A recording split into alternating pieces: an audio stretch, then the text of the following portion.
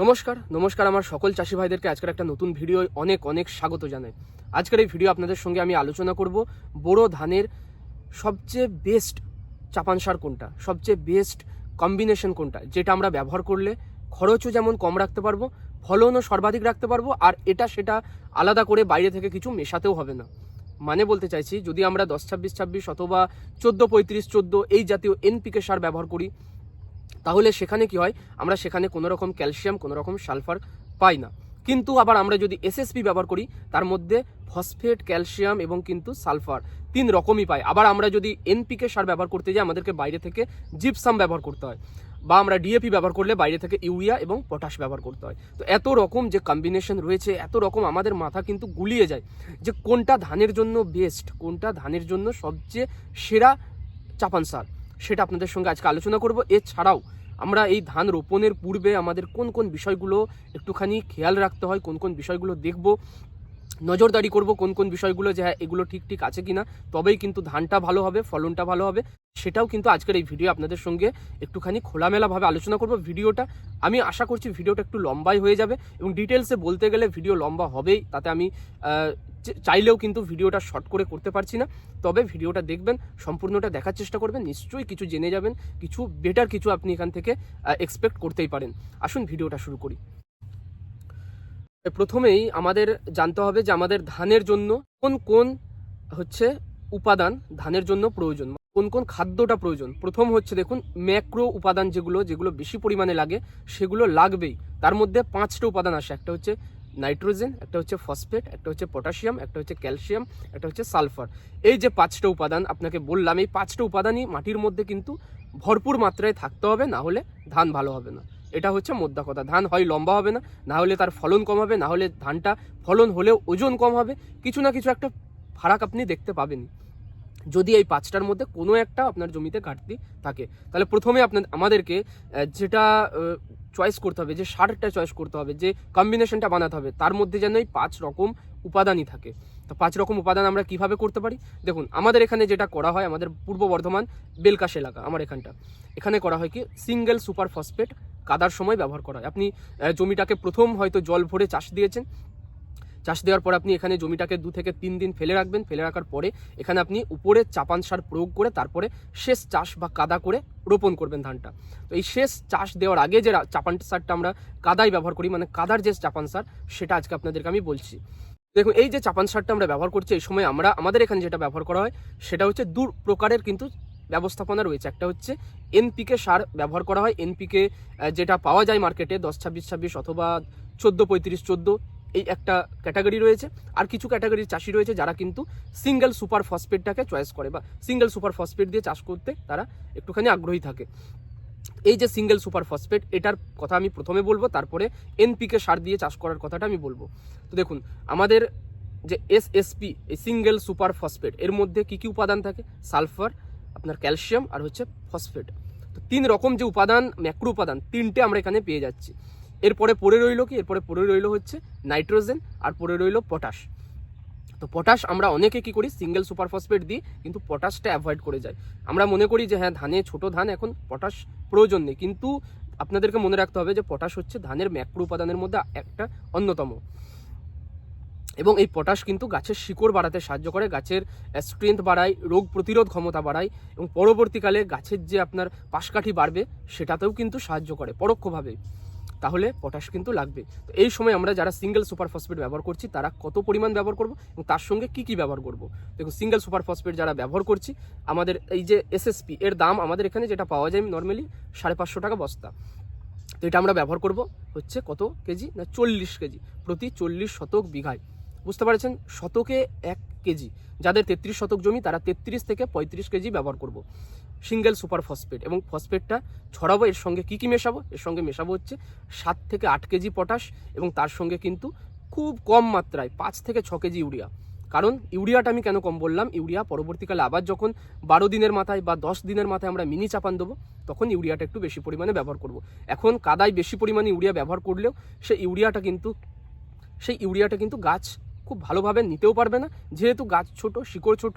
এখন বেশি পরিমাণে ইউরিয়া জমিতে কিন্তু প্রয়োজন নেই। এখন যেটা প্রয়োজন সেটা হচ্ছে ফসফেট এবং পটাশের। বুঝেছেন। আমরা ইউরিয়াটা দেবো 5 থেকে 6 কেজি, যেটা সিঙ্গেল সুপার ফসফেট বা এসএসপি নামে আমরা চিনি, বা সুপার নামে আমরা চিনি, শুধুমাত্র সুপার নামে। তো এই সুপার আমরা দেবো হচ্ছে 40 কেজি, এবং তার সঙ্গে হচ্ছে আমরা পটাশ দেবো 7 থেকে 8 কেজি। এই হচ্ছে কম্বিনেশন প্রতি 40 শতক বিঘা। 33 শতক হলে 33 কেজি সিঙ্গেল সুপার ফসফেট, হচ্ছে 7 কেজি আমরা পটাশ, এবং তার সঙ্গে 5 থেকে 6 কেজি ইউরিয়া, এই কম্বিনেশন দেবো। এর সঙ্গে আমরা মেশাবো হচ্ছে 1 কেজি পরিমাণ হিউমিক অ্যাসিড, এবং কি মেশাবো না 1 কেজি পরিমাণ মাল্টি মাইক্রো নিউট্রিয়েন্ট।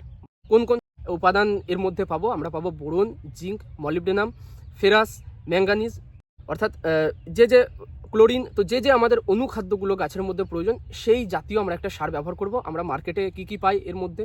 আমরা মার্কেটে অ্যাগ্রোমিন সয়েল প্লাস, অথবা আমার কাছে একটা কম্বিনেশন রয়েছে, আমি আপনাকে দেখাচ্ছি।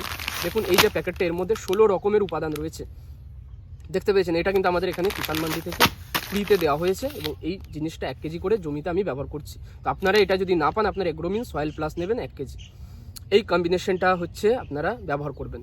তো এই সব কিছুকে মিশিয়ে ছড়াবেন। ছড়িয়ে দেওয়ার পরে আপনারা দেখবেন ধানটা 2 থেকে 3 দিন পরে লাস্ট চাষ বা কাদা করে আপনি কিন্তু ধান রোপণ করবেন, ধান দারুণ হবে। এরপরে দ্বিতীয় যে কম্বিনেশনটা আমি বলতে চাইছি, সেটা হচ্ছে এনপিকে, মানে আমরা যেটা মিশ্রিত, যেটা কম্পোজিট সার আমরা পাই, এনপিকে থাকে, যার মধ্যে নাইট্রোজেন, ফসফেট এবং কিন্তু পটাশ থাকে। যেমন আমরা 2 রকমের কম্বিনেশন পাই, একটা হচ্ছে 20-20-0-13, একটা পাই আমরা কি না 10-26-26, আর একটা পাই 14-35-14। ধানের জন্য বেস্ট কোনটা? ধানের জন্য বেস্ট হচ্ছে 14-35-14, যার মধ্যে 35% মাঝখানের যেটা, ওটা হচ্ছে ফসফেট। ধানে ফসফেটের পরিমাণ সবচেয়ে বেশি প্রয়োজন হয়, এবং আমরা ফসফেটটাকে একটু বেশি পরিমাণে দিচ্ছি। সে কারণে আমরা 10-26-এর চেয়েও আমরা ভালো মনে করছি সেটা হচ্ছে 14-35-14। আমি দুটো সারই দুটো আলাদা আলাদা জমিতে ব্যবহার করে দেখেছি, এবং ধানের ফলনের পার্থক্য কিন্তু আমি দেখেছি। সেজন্য আপনাদেরকে 10-26-এর বিকল্প হিসাবে আমি 14-35-14টা ব্যবহার করার জন্য রিকমেন্ড করতে পারি, যেহেতু নিজে ব্যবহার করে আমি উপকার পেয়েছি। এই যারা আমরা 10-26-26-এর পরিবর্তে 14-35-14 এই সারটা ব্যবহার করছি, বা এনপিকে সার ব্যবহার করছি, আমরা কত কেজি ব্যবহার করব? আমরা কিন্তু বিঘা প্রতি, মানে আমাদের যাদের 40 শতক বিঘা, আমরা 20 কেজি ব্যবহার করব। যাদের 33 শতক বিঘা, আমরা 15 থেকে 17 কেজির মধ্যে ব্যবহার করব। এর সঙ্গে কি মেশাবো? এর সঙ্গে দেখুন, এর মধ্যে ইউরিয়াও আছে, ফসফেটও আছে, পটাশিয়ামও আছে। তাহলে এই তিনটেকে আর বাইরে থেকে মেশাবো না, ইউরিয়া বাইরে থেকে মেশাবো না। কি মেশাবো? জিপসাম মেশাবো, যার মধ্যে ক্যালসিয়াম এবং সালফার আছে। জিপসাম, যেটাকে আমরা বিজ্ঞানসম্মত নাম হচ্ছে ক্যালসিয়াম সালফেট। ক্যালসিয়াম রয়েছে, সালফার রয়েছে। সালফেট যেটা দেখছেন SO4, ওটার মধ্যে সালফার রয়েছে। আর CaSO4, CA মানে হচ্ছে ক্যালসিয়াম, SO4 মানে হচ্ছে সালফেট। তার ক্যালসিয়াম সালফেট, এর মধ্যে ক্যালসিয়াম এবং সালফার রয়েছে। এইটাকে আমরা যেটা বিজ্ঞানসম্মত নাম হচ্ছে জিপসাম, মানে যেটা চলতি নাম, যেটা আমরা চিনি, সেটা জিপসাম নামে চিনি। বিজ্ঞানসম্মত নাম হচ্ছে ক্যালসিয়াম সালফেট। আমরা এই জিপসাম সার কতটা ব্যবহার করব না, আমরা এই জিপসাম এতক্ষণ ধরে আপনাদের সঙ্গে যে করছি, এটা আমরা যেটা নর্মালি চলতি ভাষায় আমাদের এখানে পরিচিত চুন নামে। আমরা দেখবেন বস্তা প্রতি চুন ব্যবহার করি জমিতে, পুকুরে ব্যবহার করি। তো এই যে চুন, সেটাকেই কিন্তু আমরা একটু ভালো ভাষায় জিপসাম নামেও আমাদের কাছে পরিচিত। তো এই যে চুন বা এই যে জিপসাম, এটা আমরা বিঘা পিছু ব্যবহার করব 12 থেকে 15 কেজি। যদি আমরা দীর্ঘদিন ধরে জমিতে রাসায়নিক সার প্রয়োগ করছি, কোনো রকম জৈব সার প্রয়োগ করিনি, বা আমরা হয়তো বিগত 5 থেকে 10 বছর দেখছি আমরা কোনো রকম এখানে চুন প্রয়োগ করিনি, অথচ রাসায়নিক সার প্রয়োগ করেছি, তারা আমরা ব্যবহার করব হচ্ছে 15 থেকে 20 কেজির মধ্যে বিঘা পিছু। যারা আমরা 2 থেকে 3 বছর অন্তর অন্তর ব্যবহার করি, তারা আমরা ব্যবহার করব হচ্ছে 12 কেজি, ম্যাক্সিমাম 10 থেকে 12 কেজি। তাহলে কি বললাম, এনপিকে যারা ব্যবহার করছি, তারা আমরা 14-35-14 নেব কত কেজি না, আমরা নেব হচ্ছে কাঠা কেজি 40 শতক জমির জন্য, মানে 20 কেজি। 20 কেজি আমরা নেব হচ্ছে এনপিকে সার, এবং তার সঙ্গে এই জিপসাম নেব হচ্ছে 10 থেকে 12 কেজি। খুব সুন্দরভাবে ছড়াবো এবং ধানটা রোপণ করব।